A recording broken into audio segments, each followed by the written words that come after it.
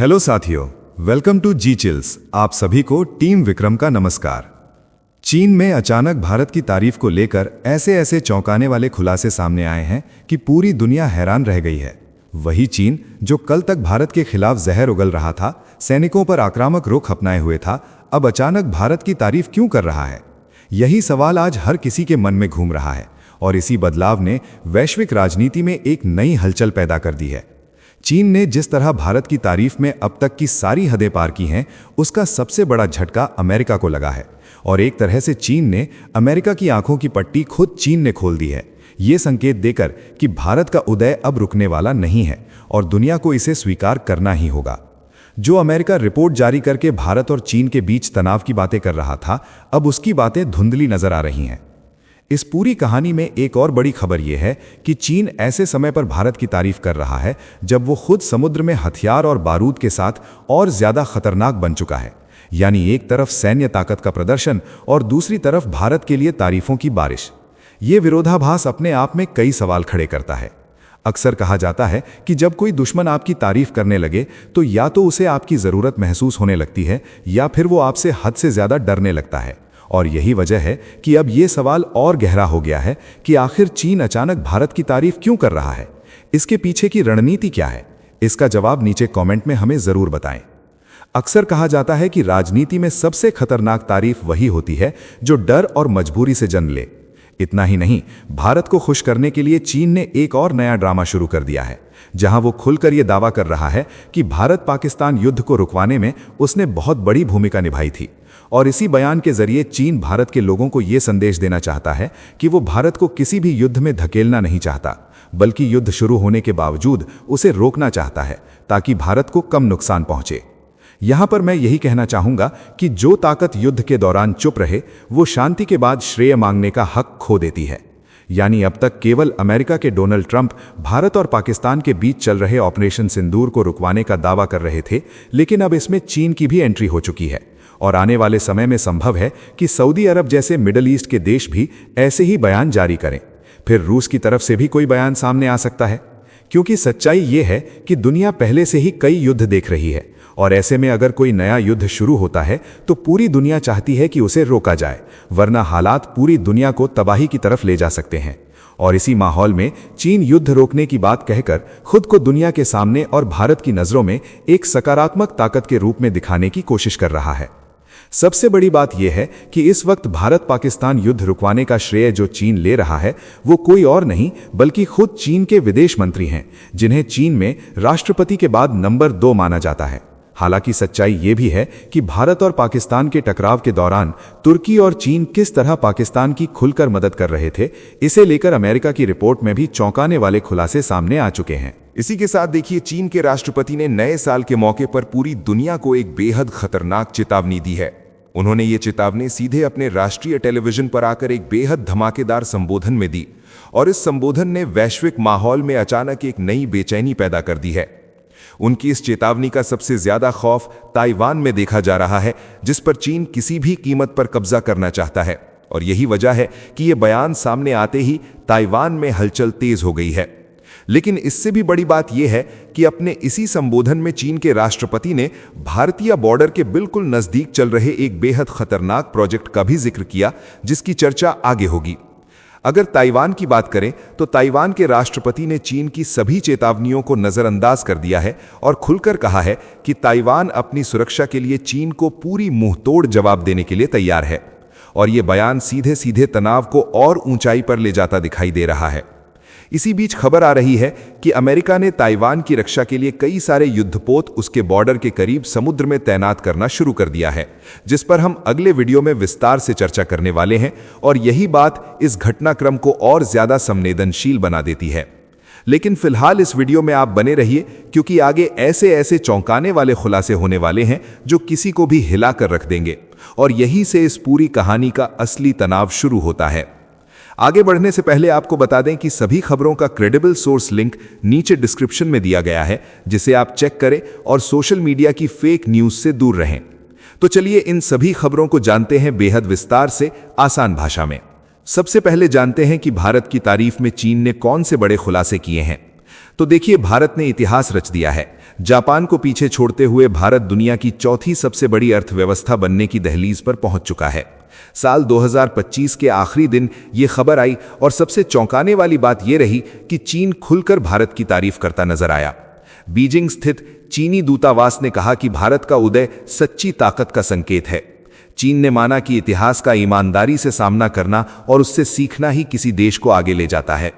मौजूदा अनुमान के मुताबिक भारत की अर्थव्यवस्था 4.18 ट्रिलियन अमेरिकी डॉलर तक पहुंच चुकी है। संकेत साफ है कि साल 2030 तक भारत जर्मनी को पीछे छोड़ते हुए दुनिया की तीसरी सबसे बड़ी अर्थव्यवस्था बनने की ओर बढ़ रहा है। एशिया में यह बदलाव सिर्फ आर्थिक नहीं है, बल्कि रणनीतिक संतुलन को भी नई दिशा देने वाला है। चीनी दूतावास की प्रवक्ता यू जिंग ने सोशल मीडिया पर लिखा कि भारत का उभार जिम्मेदारी और दूरदृष्टि का परिणाम है।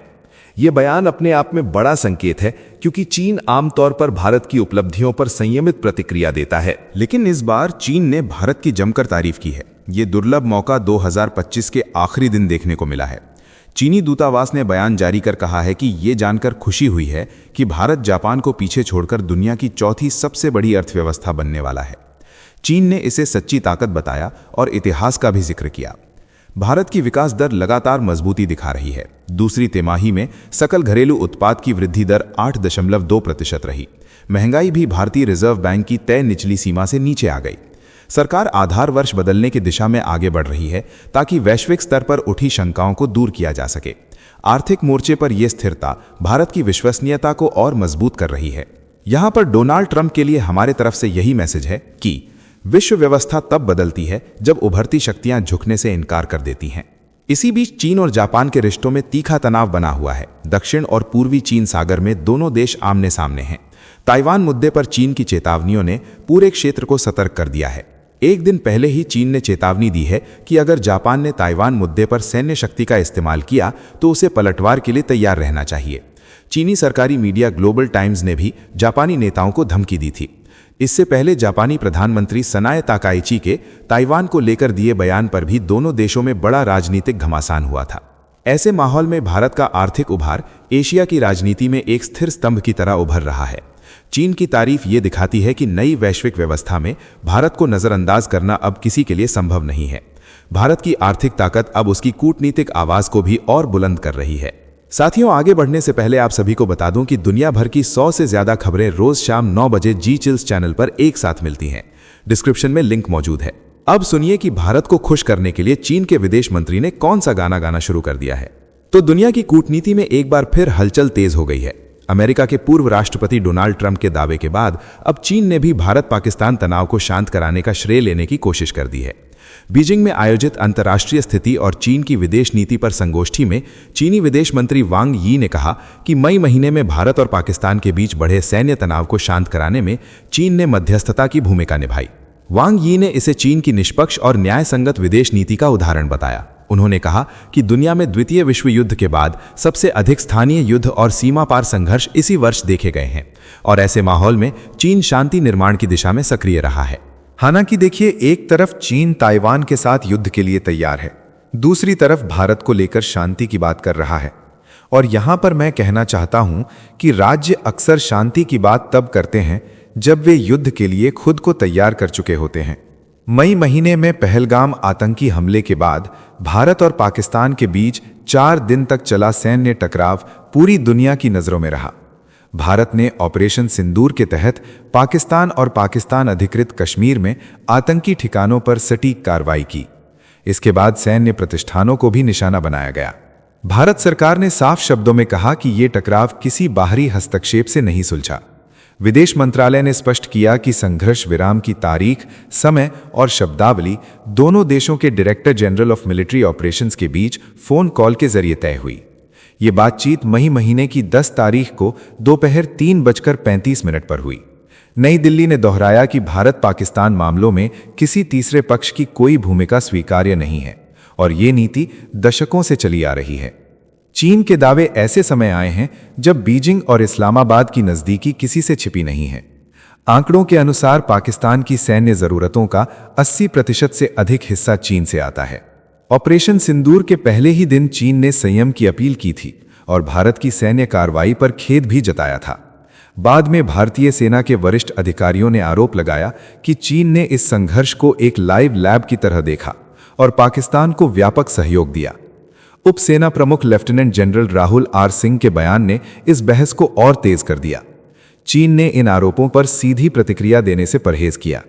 नवंबर में आई एक अमेरिकी रिपोर्ट में आरोप लगाया गया था कि ऑपरेशन सिंदूर के बाद चीन ने गलत जानकारी फैलाने की कोशिश की थी। रिपोर्ट में कहा गया कि सोशल मीडिया पर फर्जी अकाउंट्स के जरिए एआई से बनाई गई झूठी तस्वीरें फैलाई गईं, जिनका मकसद भारत द्वारा इस्तेमाल किए जा रहे फ्रांस के राफेल लड़ाकू विमानों की छवि को नुकसान पहुंचाना और चीन के अपने J-35 विमान को बढ़ावा देना था।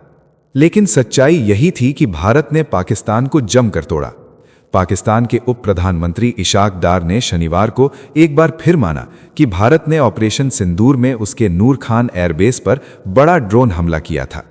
डार ने कहा कि भारत ने 36 घंटे के अंदर पाकिस्तान की तरफ 80 ड्रोन भेजे थे। इस हमले में कई सैनिक घायल हुए थे और सैन्य ठिकानों को नुकसान पहुंचा था। इन तमाम तनावों के बीच वांग यी ने भारत चीन संबंधों में सकारात्मक गति की भी बात की।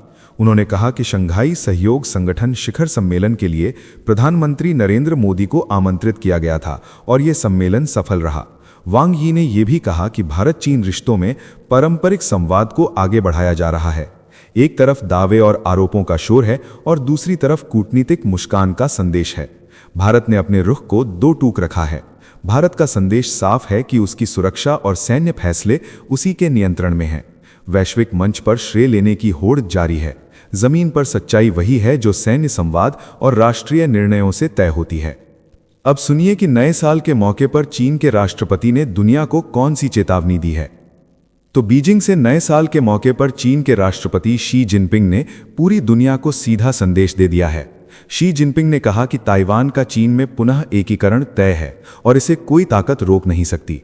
राष्ट्रीय टेलीविजन पर दिए गए संबोधन में शी जिनपिंग ने इसे समय की मांग बताया और कहा कि ताइवान जलडमरू मध्य के दोनों ओर रहने वाले लोगों के बीच रक्त और पारिवारिक संबंध हैं।